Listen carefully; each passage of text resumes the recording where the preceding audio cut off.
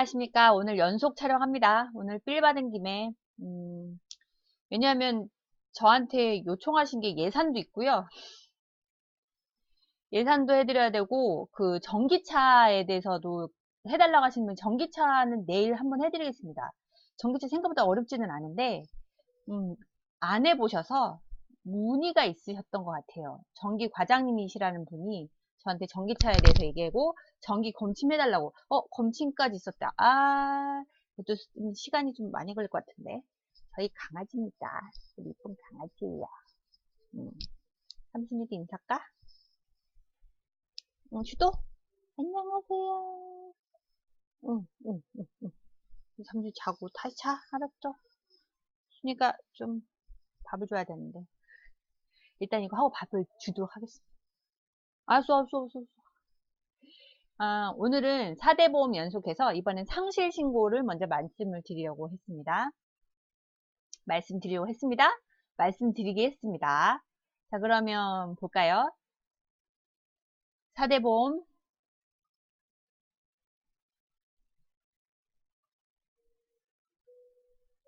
시작합니다. 세 번째 강의죠.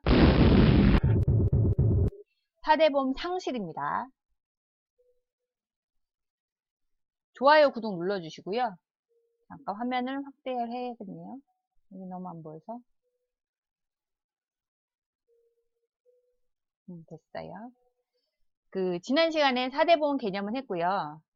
취득 신청도 했고, 오늘이 바로 4대 보험 상실을 정정 신청이고요. 작성해 보기는 취득 신청할 때 작성해 봤고, 상실할 때 작성해 보겠습니다. 그래서 연달아서 하니까 3단계까지는 했어요. 다음 시간에 수렵하고 보수총회 신고, 사업장 지도 점검에 대해서 간략히 말씀드리면 이 긴 항로가 끝납니다. 이거 끝나면 바로 예산을 하도록 하겠습니다. 예산은 아시다시피 연차, 퇴직급여까지 다 계산을 해야 됩니다. 상실입니다. 상실 부분, 4대 보험. 일단은 신고 의무자는 사용자죠. 근로자를 고용하고 있는 회사 사업장에서 그 직원에 대해서 상실에 대해서 신고를 해줘야 됩니다. 자, 보면 신고 의무자는 사용자고요. 펜. 자격 상실은 그 사람이 퇴사하고 난 다음 날이 자격 상실입니다. 그 변동일로부터 14일 이내에 신고기간 하셔야 되고, 제출 서류는 직장 가입자 자격 상실, 퇴직 보수 총액 통보서. 근데 이 자격 상실자는 그 사유가 발생하는 날이 속하는 달까지 보험료는 부담을 합니다.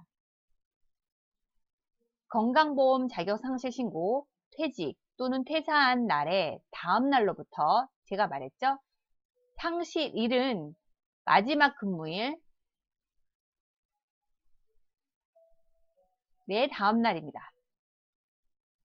만약 이 사람이 퇴사가 12월 31일이에요. 근데 우리는 빨간 날을 생각하죠. 1월 1일은 법정으로 신정인데 쉬는데 1월 1일 하면 안 되나? 1월 2일 해야 되나 고민하잖아요. 그런 거 빨간 거 상관없이 1월 1일로 퇴사 상실일로 씁니다. 이게 바로 상실일.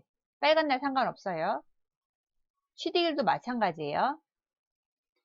다음 날로부터 14일 이내에 직장 가입자 자격 상실 신고서를 작성하여 건강공단 보험에 제출을 해야 되죠.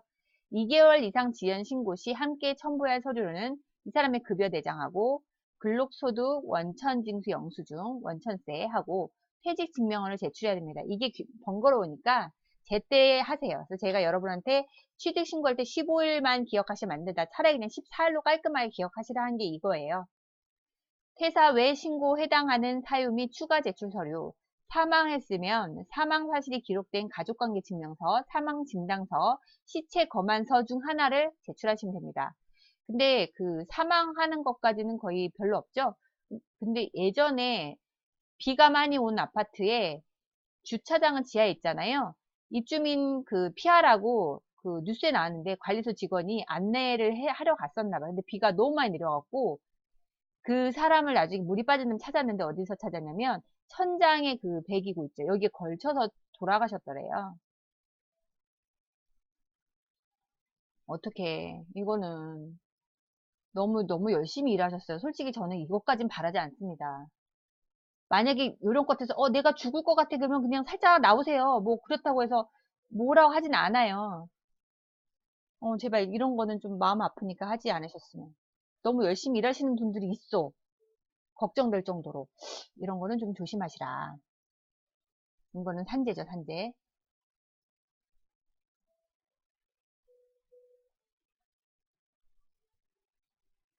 고용보험과 산재보험의 상시신고.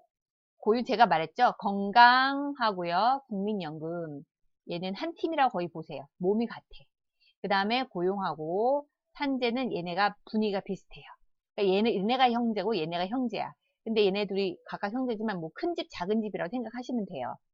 고용하고 산재보험 상시신고는 고용관계가 종료된 후 근로자에게 지급한 보수 총액을 왜 주냐면 얘는 실업급여 혹여라도 나갈 수 있기 때문에 요거를 보수 총액을 신고합니다. 고용관계 종료일 등을 근로자의 고용관계 종료하는 날에 다음 달 15일까지 공단에 고용종료 신고서를 제출합니다. 지금 보면 다시 나오죠.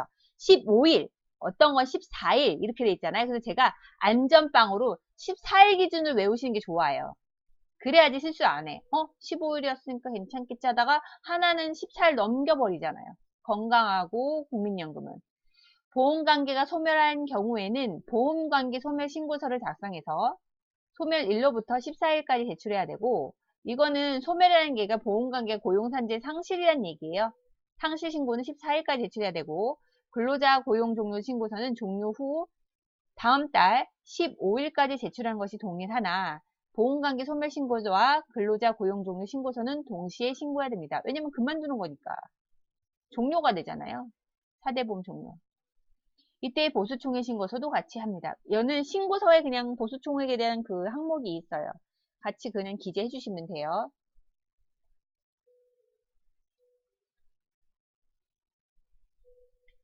다음 페이지.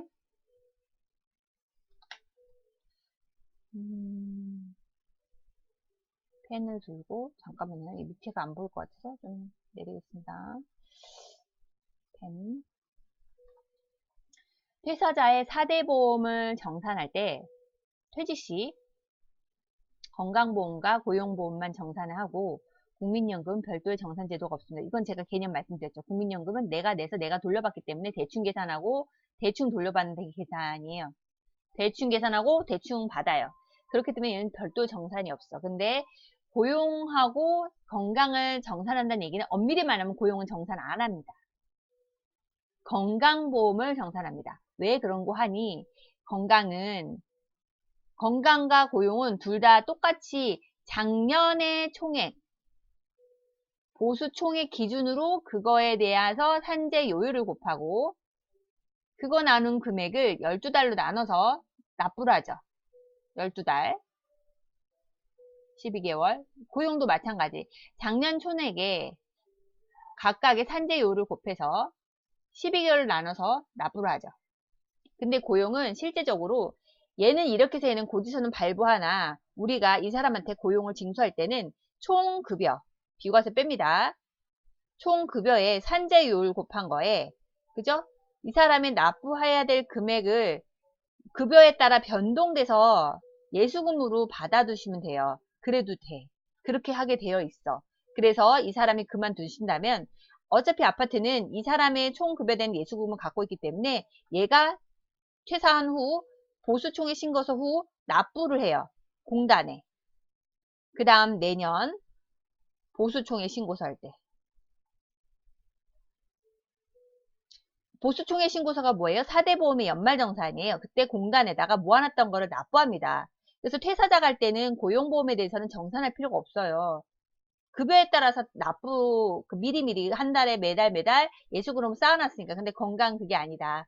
건강은 규정상 작년 총액의 요율로 한다면 12달 나눴잖아요. 근데 올해 급여가 올랐어요. 대대적으로 올랐죠. 2019년 1월 1일 날 올랐기 때문에 그 금액에 대한 변동액에 대해서는 건강보험은 몰라요. 작년 기준이기 때문에.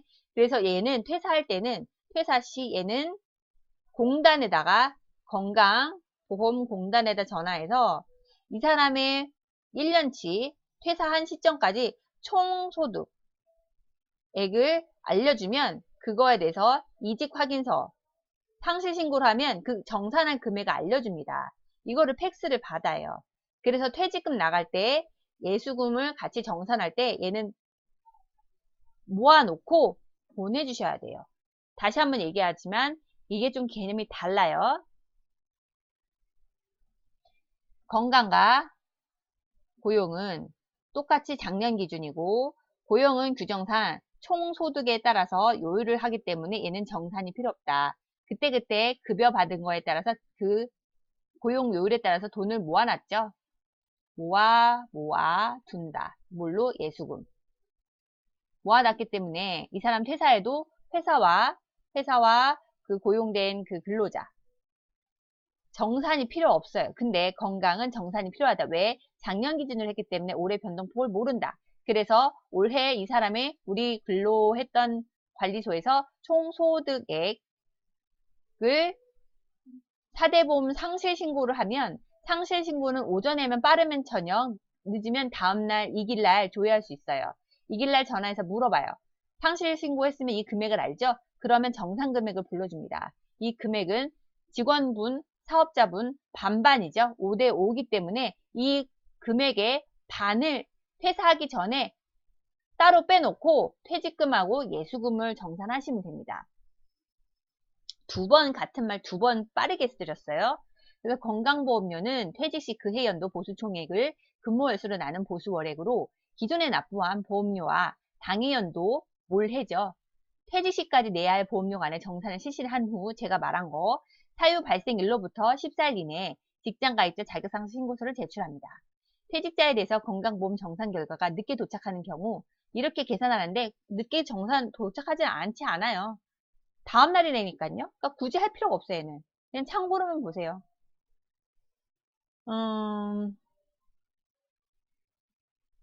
뭐 이거는 됐고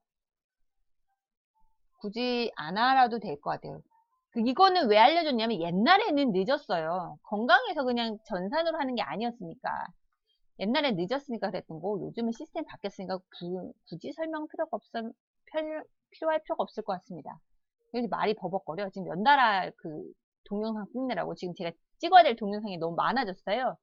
회원님들이 많이 가입하시면서 원하는 동영상들이 많아지니까 제가 마음이 급해. 그래서 오늘 연달아서 2개 찍었습니다. 그 다음 고용보험료 정산. 근로자가 퇴직해도 해당 근로자의 개인별로 보험료는 정산하지 않습니다. 왜? 제가 말했죠, 아까. 그 위에 있는 거 고용보험료 정산해야 된다고 했는데 실제는 정산하지 않아요. 이미 회사에다 예수금 납부했잖아.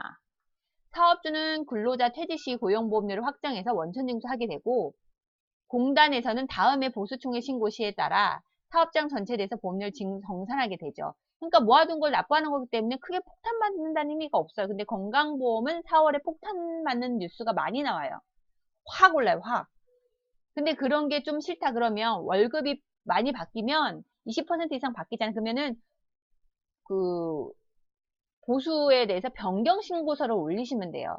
건강, 국민 따로, 고용산재 따로따로. 그래서 하시면 폭탄 안 맞습니다. 보수총액 신고 후에. 자발적인 퇴사 시 고용보험료로 낸 금액을 실업급여로 받지 못합니다. 회사에 부득이한 사정으로 퇴사를 하게 되거나 계약 만료 2년 이상은 정규직으로 계약직 적용이 불가하고요. 제가 그 말한 게 뭐냐면 그 취직 신고할 때 계약직 표시하는 게 있어요. 그죠? 체크하시고 언제 2020년 12월까지만 하시면 이때까지 계약이라고요. 그러면 이게 자료가 들어가 있으면 이 사람이 상실 신고할 때는 계약 기간 종료로 인한 상실로 자진 퇴사가 아니죠. 계약된 직원이니까 단기간의 계약 2년 미만이니까. 그럼 이 사람에 대해서는 실업급여를 줘요. 취득신고서에 취득신고 시 얘가 들어가 있어야 되고요. 그 다음에 상실신고 시에는 이 사람의 계약 만료라고 사유가 정확히 들어갑니다. 혹여 이거에 대해 의심스럽다 그러면 근로계약서를 보내달라는 것도 있어요. 퇴사할 시 실업급여를 받을 수 있습니다. 이직 시 실업급여 신청을 희망하는 경우는 이직 확인서 이거는 모두 다 해줄 필요 없다. 퇴사한 사람 전부 해줄 필요가 없고 그 중에 실업급여 해당하는 사만 실업급여 수급 가능자만 해주는 게 이직 확인서이다. 작성해서 고용센터에 제출하면 그걸 처리를 해드리고요. 이직 확인서는 근로자의 실업급여 수급 기초자료가 되므로 이직 사유 및 이직 전 지급한 임금 및 퇴직금 등을 정확히 기재해야 됩니다. 그 중에서 한 가지 설명드릴 게 있는데, 여기서 원래는 2년 이상은 정규직으로라는 말이 있잖아요. 근데 그 55세 고령자 고용 촉진법에 의해서 55세는 2년보다 기간이 더 늘어요. 제가 알고 있기로는 그게 그러니까 취득신고 만 55세에 입사했을 때는 고령자 고용 촉진법으로 55세 이후는 예외로 돼서 그 3년 근무 시까지도 3년 근무하고 계약 종료로 해도 실업급여를 받게 해줍니다. 이게 좀 법이 바뀌었나 안 바뀌었나는 좀 확인은 해봐야 될 것 같아요. 일단 참고로 알고 계시고, 만약에 55세 정년으로 이제 55세 들어왔는데 2년 조금 약간 언저리로 넘었어. 그러면 확인해 보셔야 돼요. 이 사람 실업급여 받을 수 있는지. 그거는 기억해 주시면 좋겠습니다. 좀 요즘에 그 혜택이 많아서요. 조금씩 내용이 바뀐 것이 있으니까 그거는 좀 별도로 알아보시면 좋겠습니다. 제가 이거 올해 초 기준으로 한 겁니다. 분명히 말씀드립니다. 자, 그러면 예를 들게요. 4대 보험 상실입니다.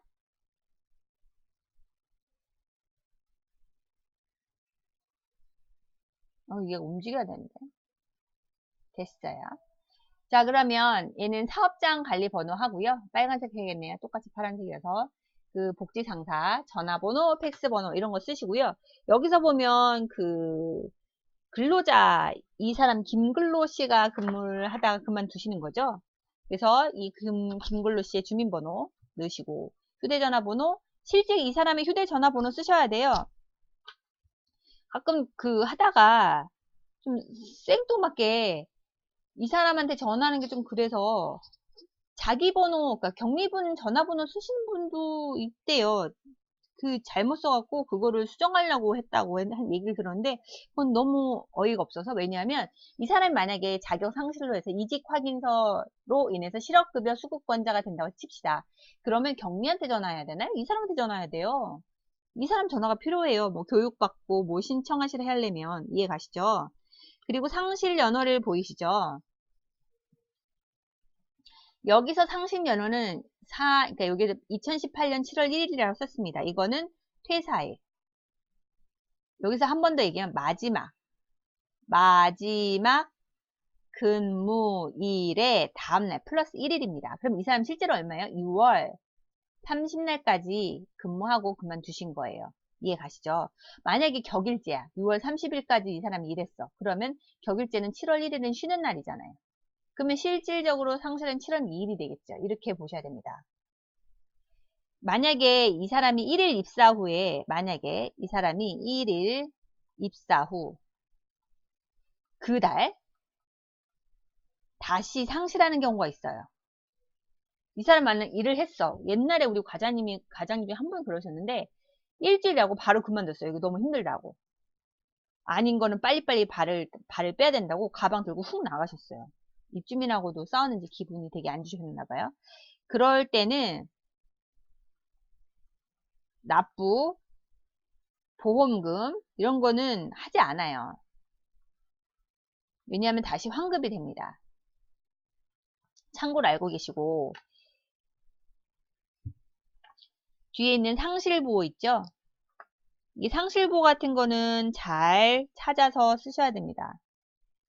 상실보호는 각 항목에 따라 클릭해서 하는 거니까 그거는 조심하셔야 돼요. 왜냐하면 그 사람의 실업급여하고도 의미가 있어요. 이 사람이 뭐 때문에 상실하는지. 특히 고용하고 산재 같은 경우는 구체적 사유를 쓰거든요. 하나 더. 자진퇴사면 얘는 이 사람 뭐예요? 실업급여 수급권자가 아니에요. 못 받아요. 계약 만료.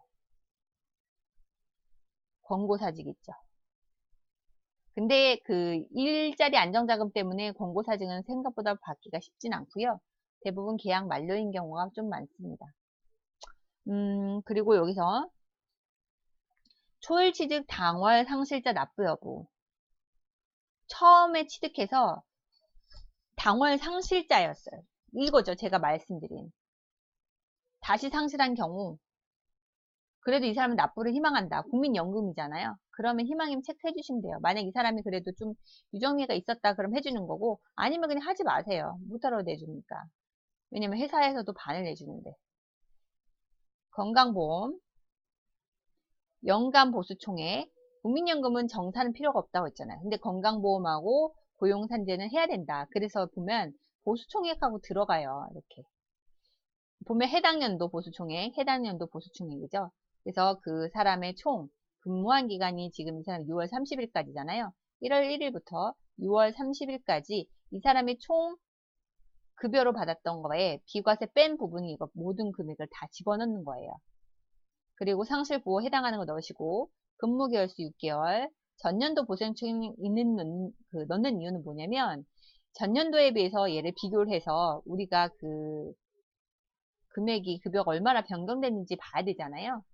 그쪽에 건강보험공단 같은 경우는 그래서 전년도 보수총액을 넣어요. 근데 얘를 만약에 그 보수총액 신고하는 그 기간, 4대 보험 연말정산하는 기간에 하는 거면 굳이 필요가 없어요. 근데 이게 그냥 구구절절에 이거 설명 안 해도 그냥 있으면 항목 쓰세요.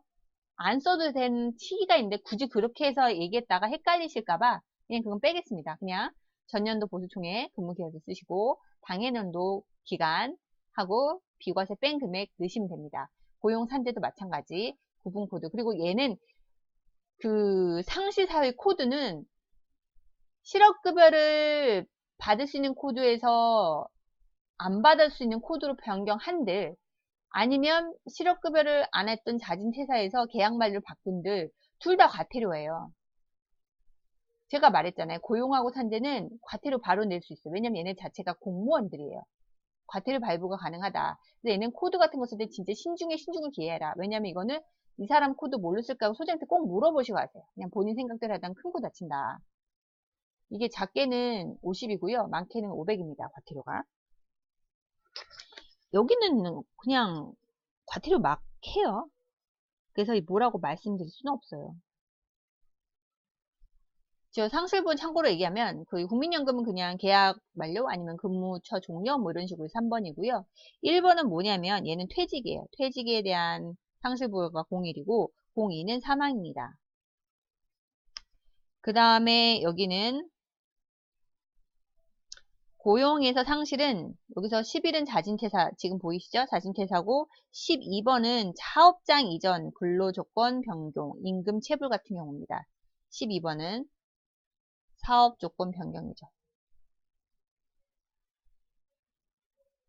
임금 체불이나 근로조건이 변경된 거 그리고 그 사업장 변경이라고 1시간 이내 변경은 안 쳐주고요.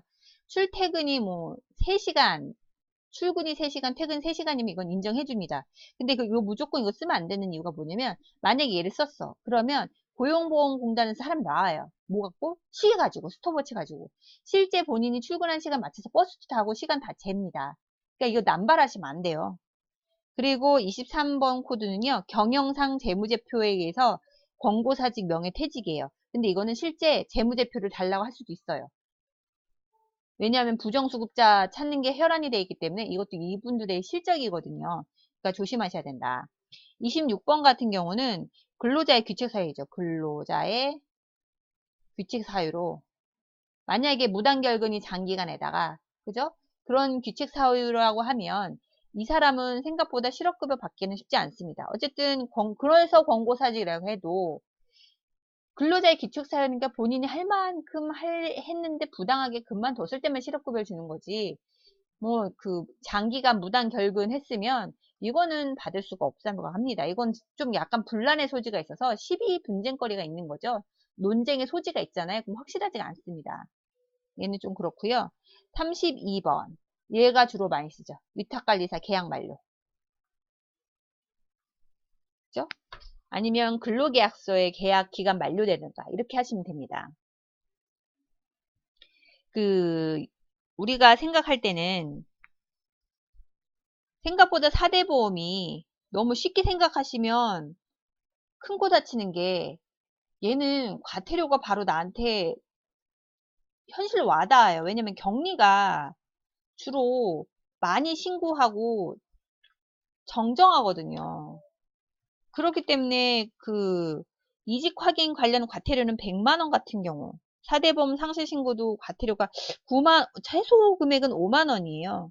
근데 그다음부터는 이제 그 사람 마음이죠. 뭘로 해서 때릴지는. 실무자든 퇴사 사유하고 관련된 실직 내용이 이메일로 그냥 받는 습관을 들여야 돼. 그리고 나중에 닥칠 수 있는 책임 소재 논란에서 해방돼야 되거든요. 그래서 좀 조심하셔야 된다. 그게 제가 강조해드린 이유고요. 그리고 팩스로만 보내서 끝이라고 생각하시면 안 돼. 팩스도 얘네들 누락할 수 있어요. 그러니까 팩스도 믿지 마시라. 꼭 확인하시라. 이거는 생각보다 좀 이렇게 자주는 아닌데, 근로자에 대한 거를 신고를 했는데 정정 신청할 때가 있어요. 그것 때문에 얘도 생각보다 잘 쓰는 거니까 제가 설명을 해드리려고 합니다. 저는 아직 쓴 적은 없는데, 딱 한 번 있었네요. 그 샘플로 몇 가지를 알려드렸어요. 그러니까 피보험자 고용정보 내역을 정정 신청하는데 대체적으로 퇴사 사유, 뭐 상실 사유, 아니면 이직 확인서상에 이직 사유 잘못 썼어요. 그러면 이 피보험자 고용정보 내역 정정 신청서를 작성해서 제출해야 되거든요. 이게 사실 이승 신고서 굉장히 중요한 신고서입니다. 일단은 이 사람 거 한번 볼게요. 김글로 생년월일 했고요. 남자예요. 근데 정정보를 한번 볼게요. 3번이에요.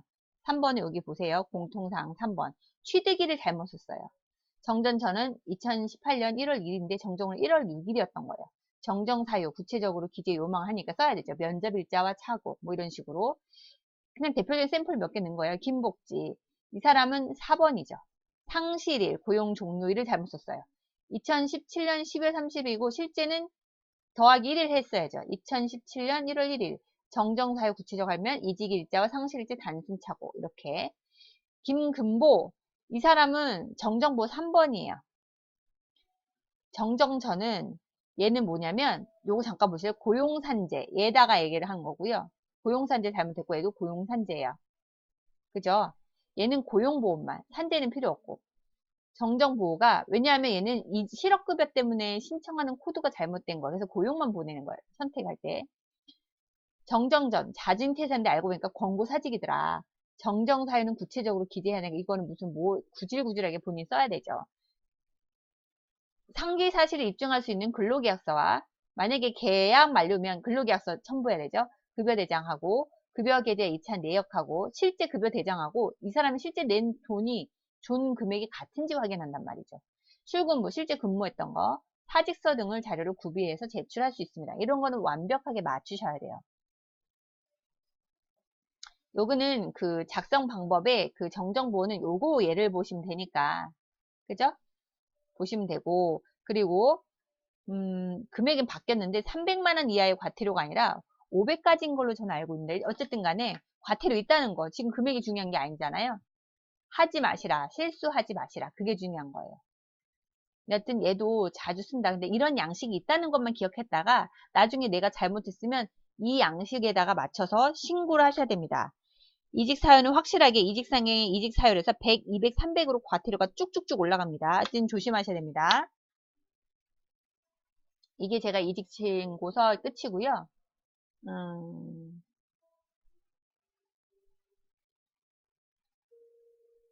이거는 제가 말로 다 했어요. 얘도.